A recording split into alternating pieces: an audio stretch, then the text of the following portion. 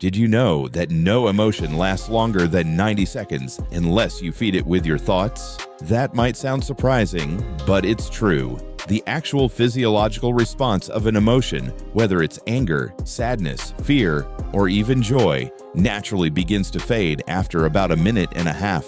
Here's what really happens. When an emotion is triggered, your brain releases a flood of chemicals into your body.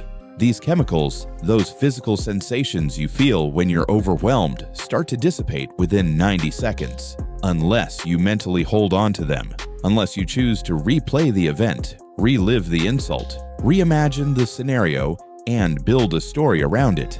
That's when it lingers. Not because the emotion has a life of its own, but because we keep it alive with our thoughts. This isn't just feel-good advice, it's backed by neuroscience. Dr. Jill Bolte-Taylor, a Harvard-trained neuroanatomist, discovered this during her research, and it's a concept that has the power to transform how we experience emotions. The next time you feel anger rising or anxiety tightening your chest, pause. Don't fight it. Don't suppress it. Just breathe. Count to 90. Feel the sensation flow through you like a wave that naturally loses strength. Observe it without judgment. Let it move, then let it go. That simple moment of awareness gives you immense power, the power to recognize that you are not your emotions. You are the observer of them. You are not trapped by how you feel, and you don't have to react impulsively. Most people go through life thinking emotions control them. But once you learn that emotional storms pass, if you don't feed them, you begin to develop emotional mastery. We've all had that moment when we snapped at someone and then regretted it almost instantly. That's the 90-second rule in action. By the time the words leave your mouth, the emotional wave is already fading, and you're left wondering, why did I let it get to me? The truth is, we often blame emotions for actions we actually chose. I yelled because I was angry.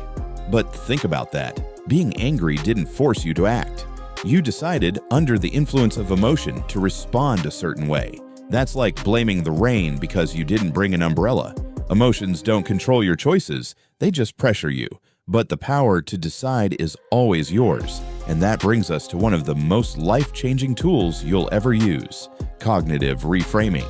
The idea that disappointment isn't caused by what happens to you, but by the gap between what you expected and what actually occurred. Think about that. It means you have the power to narrow that gap, not by changing reality, but by changing your perspective. Our brains are prediction machines, constantly forecasting what should happen next. When reality contradicts our expectations, we feel let down. But reframing isn't about pretending everything is fine. It's about telling yourself a better, truer, more helpful story. Say you didn't get a job you wanted. Your mind might immediately jump to the worst-case scenario.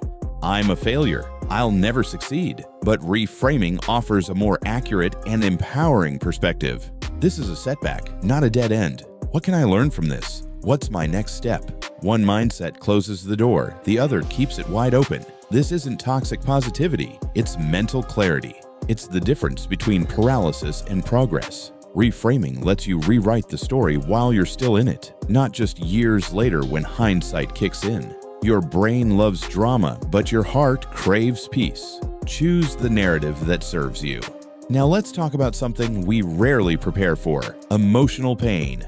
We have first aid kits for physical wounds, but what about emotional ones? What if, instead of spiraling into anxiety or self-doubt, you had a personalized kit ready to go? That's what an emotional first aid kit is. A set of tools you build when you're feeling okay, to use when you're not. It might include a song that calms you, a scent that grounds you, a mantra that reminds you of your strength, a quick action like 10 jumping jacks to break the pattern, or even a note you wrote to yourself during a better time. You build it so that when your emotional brain hijacks your rational one, you're not left helpless. Because let's be honest, when you're in the thick of it, your brain is like a toddler who's had too much sugar, loud, irrational, and not listening to reason. But with an emotional first aid kit, you don't have to rely on willpower. You just follow the steps you prepared ahead of time. This kind of preparation isn't paranoia, it's self-respect. You're saying, I matter enough to support myself even when I'm struggling. And that kind of self-compassion is the foundation of real strength. But what about those thoughts that won't stop spinning? That mental loop you can't escape? That's called rumination, the tendency to replay negative events in your head over and over again. It feels like problem solving, but it's not. It's emotional quicksand. The more you struggle, the deeper you sink. So how do you stop it? Not by forcing the thoughts away. That actually makes them stronger. Instead, use pattern interruption. Try the 5-3-1 technique. Look around and name 5 things you can see that grounds your brain in the present. Then change your physical location. Even a few steps can shift your state. Next, do a focused activity for 3 minutes, like counting backward by 7s from 100. Finally, take one small productive action, something tangible. It doesn't even have to relate to the issue. Just do something that shifts your focus. Your mind is like water. It needs to flow. And if you don't give it direction, it will swirl in circles. That's why you find yourself lying awake at 3 a.m., replaying that awkward conversation from 2012. That's why a small mistake feels massive. Which brings us to the spotlight effect, the illusion that everyone's watching and judging you. In truth, they're not. Everyone is busy worrying about themselves, just like you. The mistake you made that felt huge, most people didn't even notice. And if they did, they forgot it in 10 minutes. You are the center of your own world, but not theirs. Understanding this gives you incredible freedom.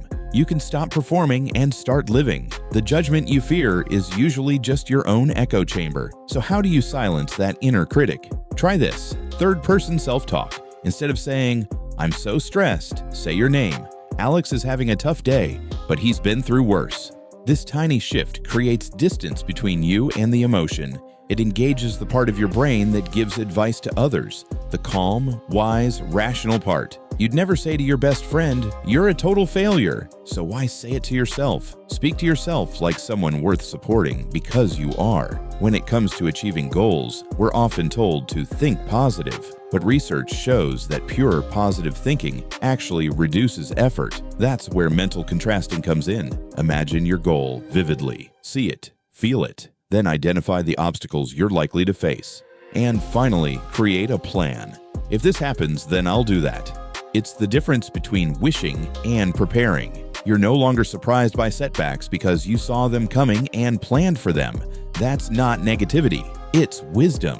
Now, what if you could build a life that actually gets stronger under pressure? That's the idea behind anti-fragility. Muscles grow by being stressed. So does your mind. Start small. Take a cold shower. Speak up in that meeting. Go one day without comfort food. These tiny acts of discomfort expand your capacity. They train you to handle chaos without falling apart. You don't need to avoid stress. You need to learn how to grow through it. And sometimes you need a deeper kind of strength, the kind that keeps you going through the longest, hardest seasons. That's where the Stockdale paradox comes in, holding two truths at once: unshakable faith that you'll prevail, and brutal honesty about how hard it is. Hope without illusion, strength without denial. That's how you survive the storm, by not pretending it's sunny, but also not giving up. Finally, imagine building a complete system around all of this, a resilience system that becomes your default in any crisis. You practice the breathing, you reframe the thoughts,